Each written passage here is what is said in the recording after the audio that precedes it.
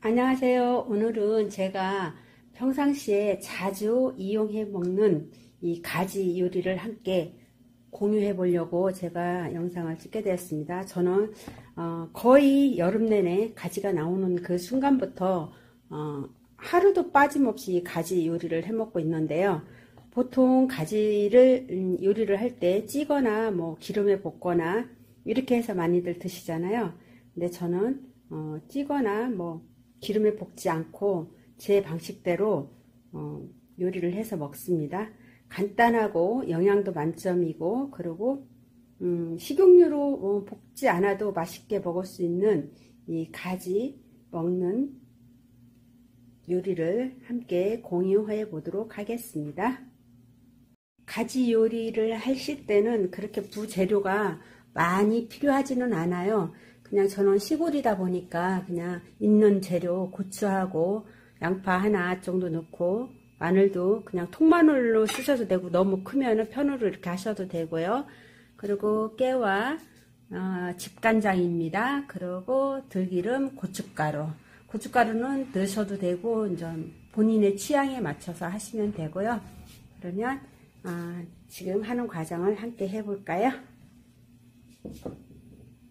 가지를 이렇게 썰어 주시면 돼요. 일단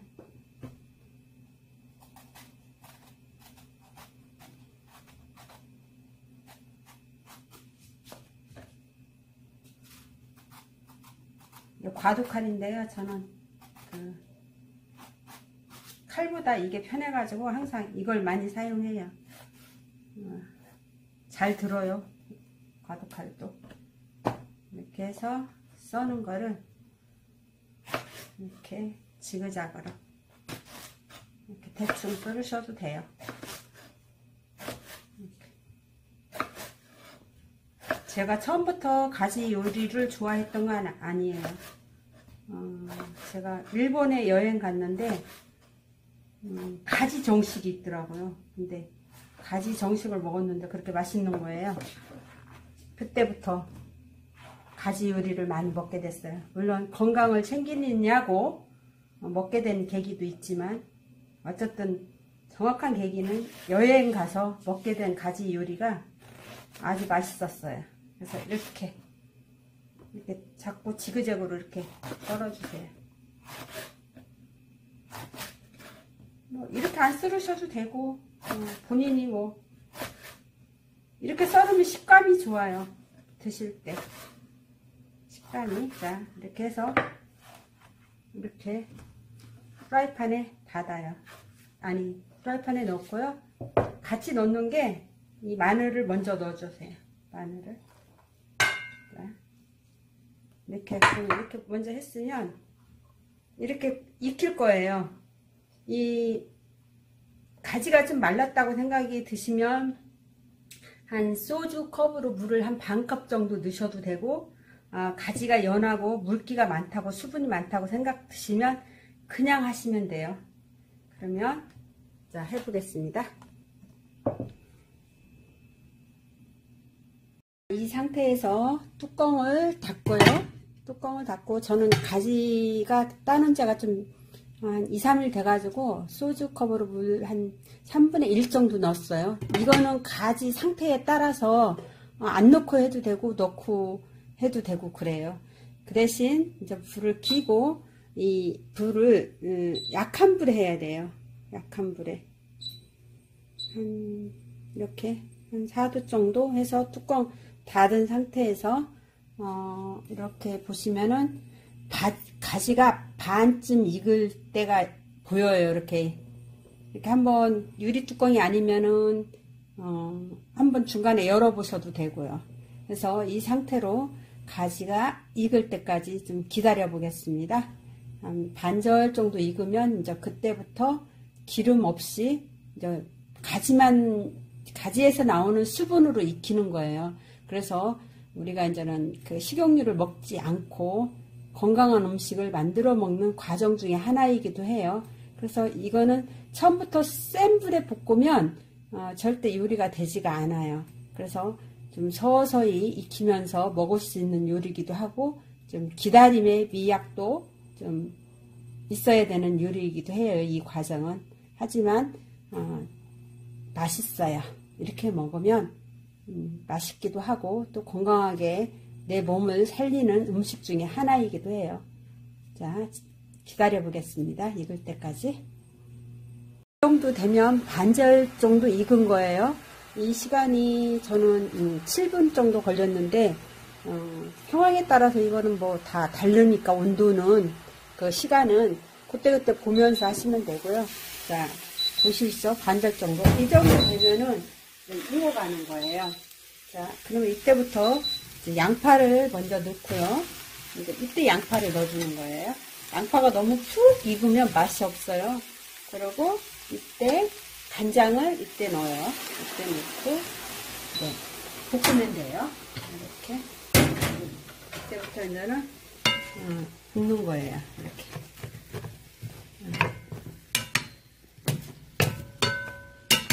약한 불에 볶으시면 돼요. 불이 세면 안 돼요. 이 요리는 약하게 해야 돼요. 불이 약한 불에다가 이렇게 불이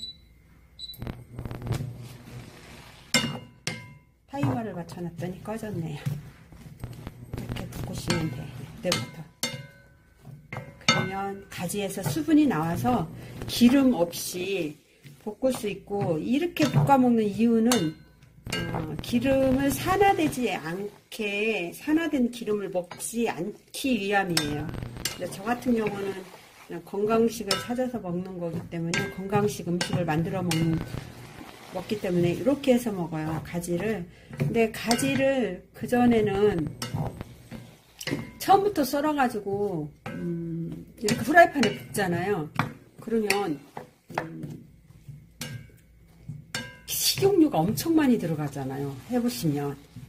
근데 이렇게 하면 식용유 하나도 넣지 않고 가지를 맛있게 먹을 수 있어요. 이렇게 볶으면. 그래서 이제 어느 정도 익으면 그때 또 이제는 고추를 넣는 거예요. 이렇게 양파랑 좀 어느 정도 익으면. 자, 온도를 조금만 올려보겠습니다. 한 4도, 4도 이렇게. 자, 이제 이때부터는 이렇게 보이시죠? 좀 익었다는 느낌이 보이시죠? 그러면 이때 이제 고추를 넣어요. 이때. 순서가 이때 고추를 넣으시고